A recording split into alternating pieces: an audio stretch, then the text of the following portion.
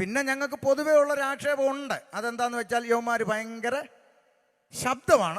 അങ്ങനെ ഒരു ആക്ഷേപം ഇല്ലേ പക്ഷേ? ഭയങ്കര ശബ്ദമാണെന്ന്, ഇവന്മാരെ കൊണ്ട് ചെവിതല കേൾക്കേണ്ട ശബ്ദമാണ്.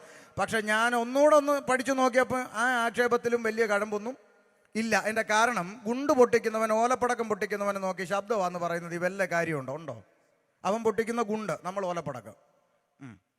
അപ്പം അതുകൊണ്ട് ഇതൊക്കെ ചുമ്മാ ആക്ഷേപിക്കാൻ വേണ്ടി പറയുന്നതാണ്.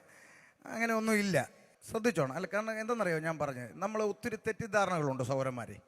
ഞങ്ങൾ ഇച്ചിരി ബഹളത്തോടൊക്കെ ദൈവത്തെ സ്തുതിക്കും, ഇച്ചിരി ശബ്ദമൊക്കെ ഉണ്ടാക്കും. അപ്പം ഈ ആളുകൾ അങ്ങ് ആക്ഷേപിക്കും.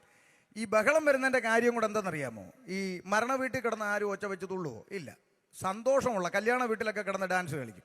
അപ്പം എല്ലാ വിഷയങ്ങളും ഒത്തിരി പ്രയാസവും പ്രതികൂലവും രോഗവും അവസ്ഥയൊക്കെ ഉണ്ടെങ്കിലും അനുഭവിക്കുന്നൊരു ദൈവിക സമാധാനമുണ്ട്.